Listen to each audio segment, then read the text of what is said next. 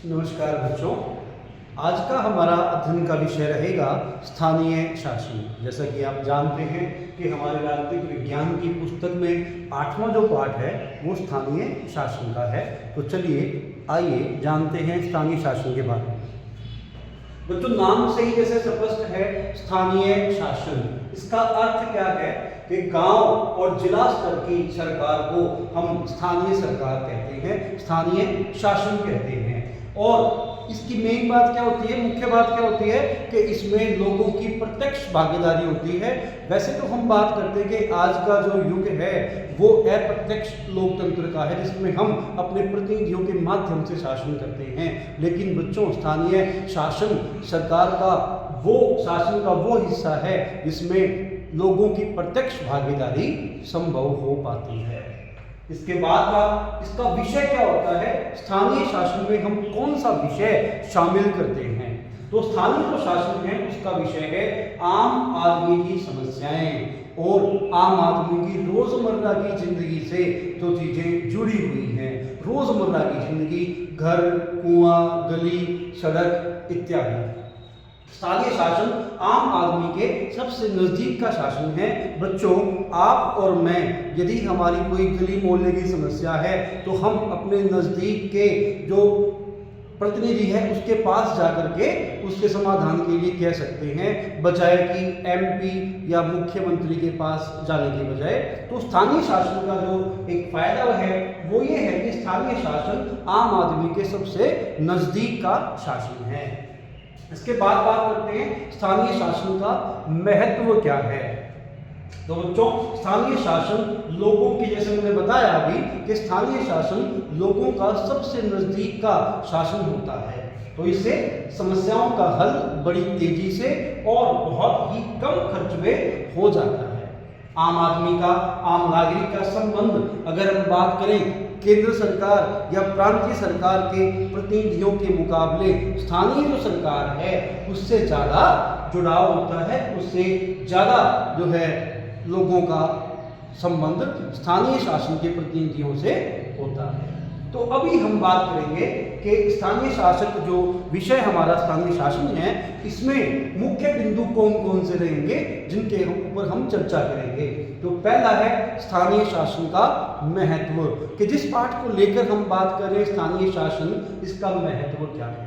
उसके बाद आज़ादी से पहले और यदि प्राचीन भारत की बात करें तो उसमें स्थानीय शासन का जिक्र कहाँ आता है, आज़ादी से पहले स्थानीय शासन का विकास कैसे हुआ और आज़ादी के बाद के वर्षों में जब भारत को स्वतंत्रता मिली उसके बाद के वर्षों में स्थानीय शासन का किस प्रकार से विकास हुआ, हम क्रमानुसार इसकी बात करेंगे।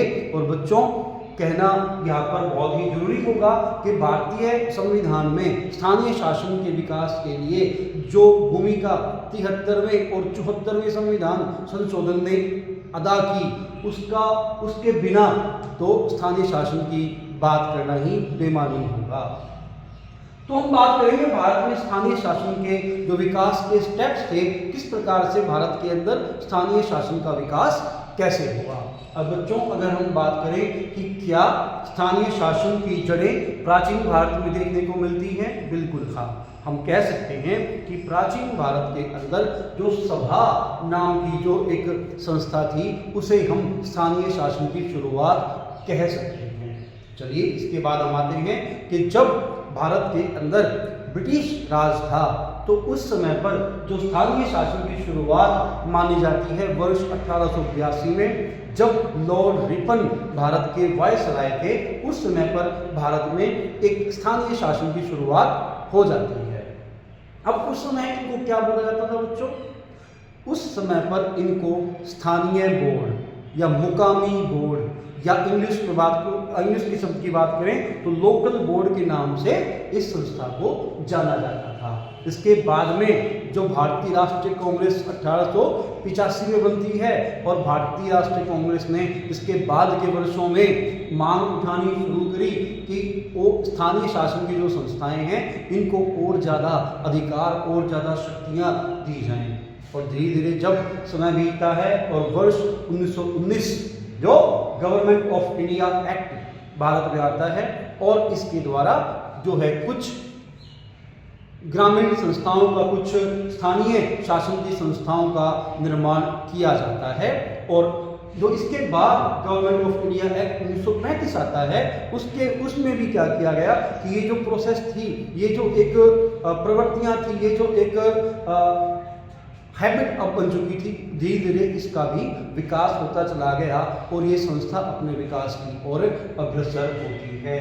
बच्चों, एक बात यहाँ पर बहुत शेयर करने वाली है कि महात्मा गांधी हालांकि संविधान सभा के मेंबर नहीं थे, लेकिन आपको जब स्वतंत्रता आंदोलन था तो महात्मा गांधी जो थे उनके और विचारों में एक विचार ये भी था कि वो गांव को ज़्यादा शक्तियां देना चाहते थे। उनका मानना था कि लोकतंत्र में विकेंद्रीकरण की भूमिका बहुत ज़्यादा होनी चाहिए, और अगर आपको लोकतंत्र में विकेंद्रीकरण करना है तो आपको स्थानीय शासन को बहुत ज़्यादा महत्व देना होगा।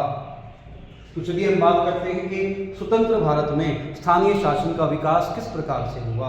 बच्चों, 1952 में एक सामुदायिक विकास कार्यक्रम चलाया गया, और इस सामुदायिक विकास कार्यक्रम ने जो ग्रामीण क्षेत्र थे उनके लिए एक त्रिस्तरीय पंचायती राज व्यवस्था की शुरुआत भारत में की।